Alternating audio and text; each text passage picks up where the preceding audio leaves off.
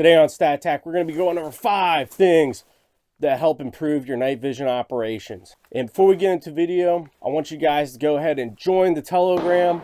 We also have a premium version, so if you're looking for guys to train with like-minded individuals, it starts at $6 a month, or you can pay for the year or for a lifetime.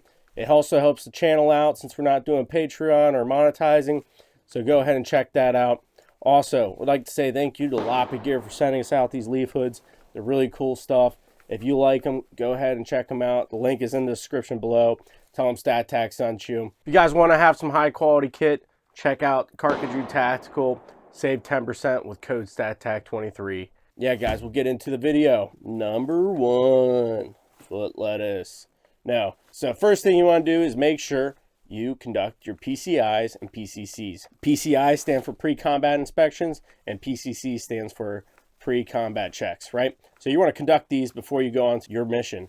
I did not conduct these before I went on my mission, so I threw everything I did in my bag or my assault pack, and there's a lot of things I forgot to do that were pretty important. So like when I got out there, I thought by the time I got dropped off in the vehicle, got in the woods, I would have been good, but I wasn't. I left my helmet in my assault pack, and when I bailed out of the vehicle, got in the woods, it was too dark already. So I had to fish out my helmet, and then I had to fish out my nods, and I didn't even have a battery in my nods, and I didn't know if I brought my red lamp or not. I was just basically going off feel, my kit knowledge of where everything I placed on my kit, so to keep track of that. I had to fish around for everything. So make sure you know where your stuff is and to basically be ready prior. I should have had my helmet on. I should have had my nods already ready to go, and I should have had a battery in my nods, and I would have been fine, and it would have been a lot easier. But it didn't work out that way, and I had to run off my kit knowledge and everything like that to find my shit. So before you go on the mission, make sure you have your nods or your thermals mounted. So make sure they're already ready to go. You're gonna have, like, if you're on night watch and you're going down for bed, keep your nods ready right beside you, still mounted to your helmet. When I go on guard or something like that, or when I was in the field and I had to pull guard and at random times of the night, instead of fishing for my nods, I'd have them staged on my helmet right next to me when I'm sleeping, so I could just grab my helmet, put it on, put my nods down, turn them on, and start scanning instead of having to dig around through my pack for my stuff. Next, make sure you have batteries in your stuff, fresh batteries before your mission. If you don't have fresh batteries in your mission, you're going to slow your guys down because you got to change them out, or you have, your battery dies prematurely, which things can happen even if with a fresh one. If you already have used batteries in your nods and you're taking them out on a mission, they're not going to be as good as long as everybody else that did put a fresh batteries in, and you're only going to handicap yourself and your buddies at the end because you want to have a fresh pair in before you get prior to going on missions, and so you're good to go. Next, bring extra batteries. If you're not bringing extra batteries, like, what are you doing, man? Like, you're gonna start leeching off your buddies that did bring extra batteries, and you're really gonna put a handicap on you and everybody else because now they have to supply you with extra batteries. So bring extra batteries. It's going to keep you in the operation longer, and it's going to keep you useful because you don't want to be a buddy fucker and start fucking everybody else and taking resources from them. Number 2, become familiar with your kit, right? So the more you run your kit, the more you're going to become familiar with it. I like to break up my kit. I keep it organized. You want to keep your kit organized, right? So you want to break it up into sections with how you have stuff. The way I have this split rig, my CARCAJOU split rig here is I have 8 mags right on the front. I have a knife here right on the front, and I have my smoke grenades here. But I break it down for all the miscellaneous stuff like the maps, radios, and other useful stuff. I like to have my nods on my kit. So on my right hand side, I keep my nods in my pouch with a tie down. So it has a tie down to the pouch where it hooks onto. And then I have all my batteries in the same pouch. So I have all my extra batteries in here, and then I have my nods, and I have a compass in here that's also tied down, and I can access that stuff. All my other stuff, I keep more of the miscellaneous stuff that's, less battery powered. So I keep my radio in here, and maps, and writing utensils. So that's what I keep on my left side, and then on my right side.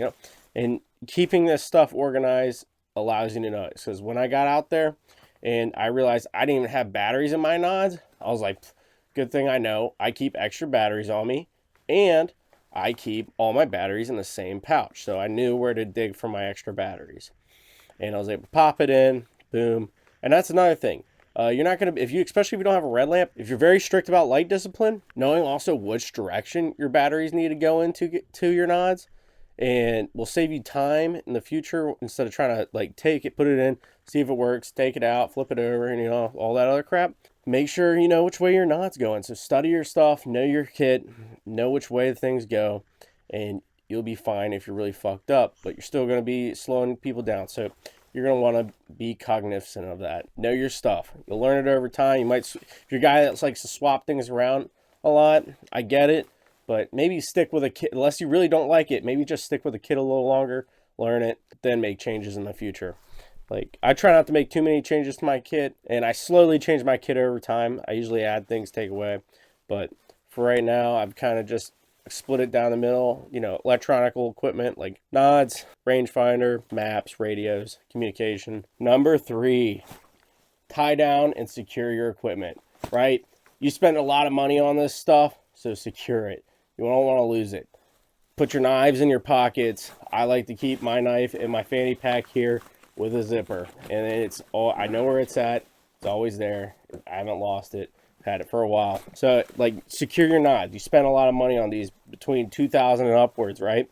You spend $2,000. Get some 550 cord, tie some knots on it, get an S ring or a D clip or something, clip it to your helmet, so it's not going to fall off on a branch while you have it up or something, and it's going to stay to you. Same thing with your optics, your flashlights. So tie all that stuff down, your compasses, anything of value like range finders, tie it all down to your kit.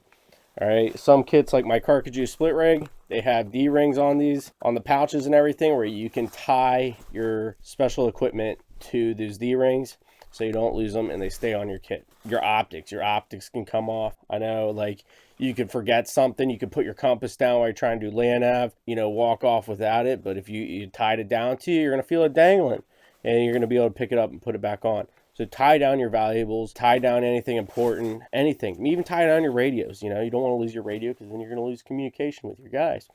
All right, especially if you guys are all spread out and out of like sight from each other. Make sure you have your important stuff tied down. Number 4, cover your reflective lenses. If you got a phone, I'm recording with my phone. Tape off the lights, the cameras, right?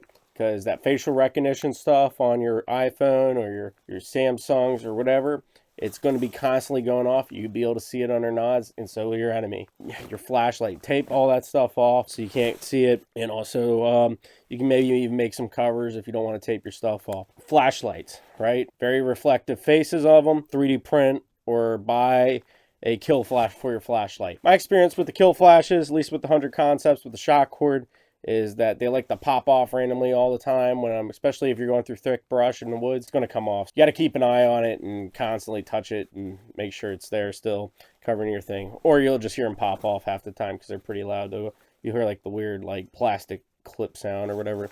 Anyway, okay, if you got watches, turn them inside or put some tape over them, put some camouflage paint over it. Like with these LAPA gear things, I just kind of pull it back and I can see my watch face.